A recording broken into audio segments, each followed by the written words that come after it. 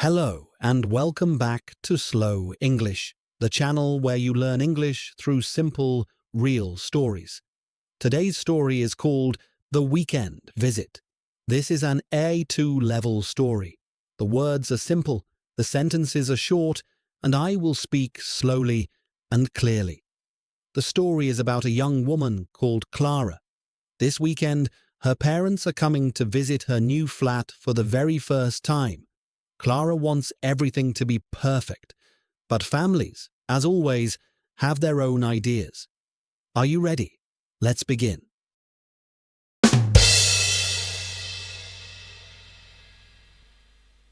It was Saturday morning. Clara's parents were arriving at 11 o'clock. It was now 8:30. She had 2.5 hours. She stood in the middle of her living room and looked around. The flat was tidy. Mostly. There was a pile of books on the coffee table that she moved to the shelf. There was a jacket on the back of the chair that she hung in the wardrobe. There was a coffee mug on the windowsill that she had forgotten about for approximately 3 days. She washed it quickly. She hoovered the living room. She cleaned the bathroom. She put fresh towels out, the good ones, the ones she normally kept folded at the back of the cupboard. In the kitchen, she prepared lunch. Her mum's favourite, chicken soup with crusty bread. She had started it the night before, and now the whole flat smelled warm and good. At 10:15, she sat down with a cup of tea and looked around the flat. It looked nice. It looked like a home. Her phone rang. It was her dad. Dad. Clara, love. We're just leaving now. Sat-nav says we'll be there by 11, maybe 10 to. Clara. Okay, perfect. Drive safe. Dad.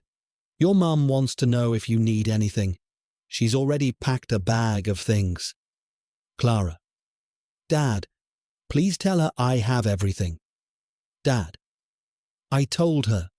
She packed it anyway. A pause. She's brought a casserole dish.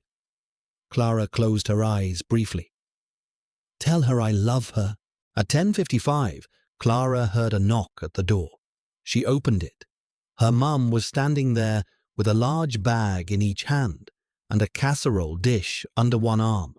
Her dad was behind her, carrying a small overnight bag and smiling apologetically. Mum. Clara. Oh, look at you. You look tired. Are you sleeping enough? Clara. Hi, Mum. I'm sleeping fine. Come in. Her mum walked in and immediately started looking at everything. The walls, the shelves, the kitchen through the open door. Mum. Oh, it's lovely. It's small, but it's lovely. Very cozy. Clara. It's not that small. Mum. No, cozy. I said cozy. Your dad. What did I say? Dad. Cozy. Mum. Cozy. She put the bags down and hugged Clara tightly. I've missed you so much. Clara hugged her back. I've missed you too, Mum. Her dad came in and closed the door. He looked around quietly and nodded. Dad, you've made it really nice, love. Really nice. Clara. Thank you, Dad. He put his arm around her briefly. That was his version of a hug, and she knew it meant just as much. Lunch was at the small dining table by the window. Clara ladled the soup into bowls and cut the bread. Her mum had already unpacked her bag. A jar of homemade jam, a tin of biscuits, a small plant in a terracotta pot for the kitchen windowsill, and the casserole dish, which turned out to contain a beef stew. Clara. Mum, I made soup. We have enough food for 6 people. Mum. The stew can go in the freezer. You'll be glad of it on a tired evening. Clara looked at her dad. He shrugged happily and tore off a piece of bread.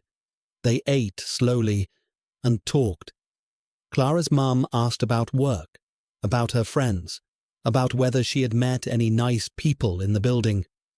Clara answered patiently. Her dad asked about the heating. Was it included in the rent?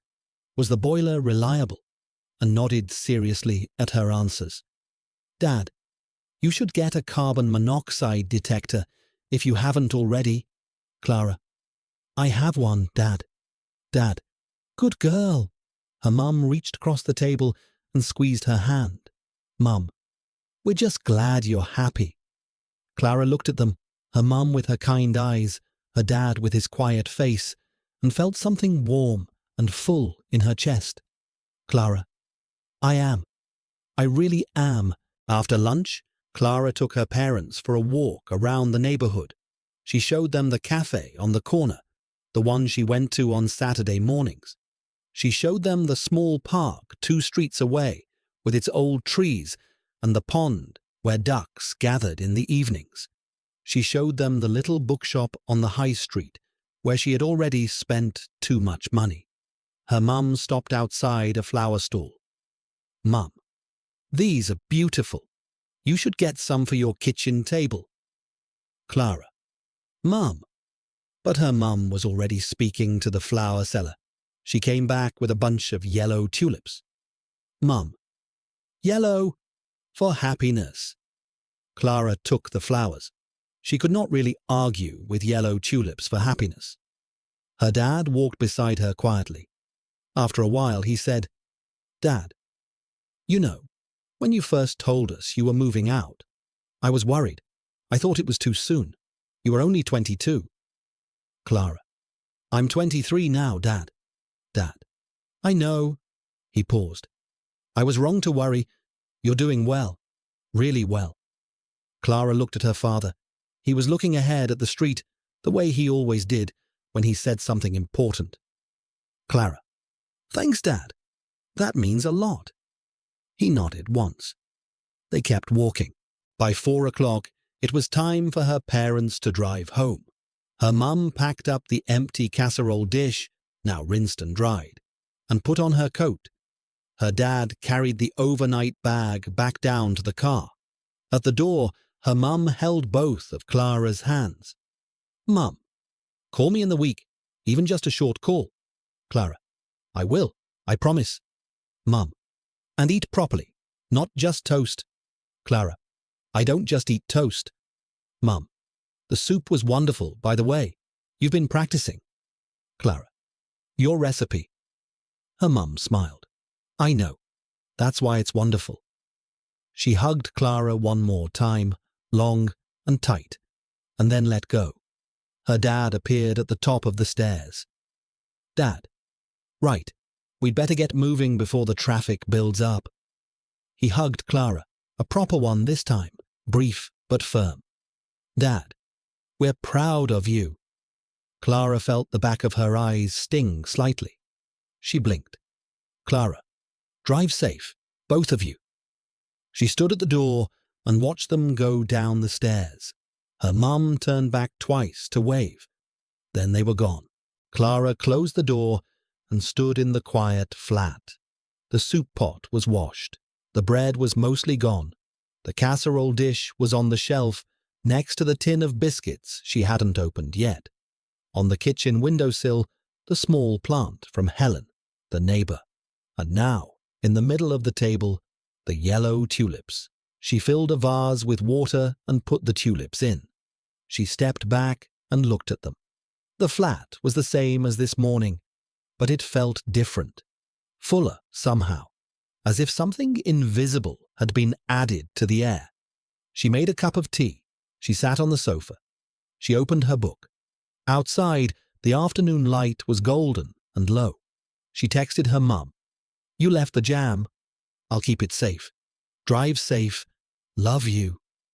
The reply came back in under a minute. The jam is for you. Love you more. Clara smiled at her phone. Then she put it down and went back to her book. And that is the end of today's story, The Weekend Visit. I hope you enjoyed it. Family vocabulary is very useful in everyday English. Words like visit, overnight bag, neighbourhood, recipe, and proud are all common in real conversations. And if you have family far away, you know exactly how Clara felt today. If you enjoyed this story, please subscribe and click the notification bell. A new story every week. Thank you so much for listening. And I will see you next time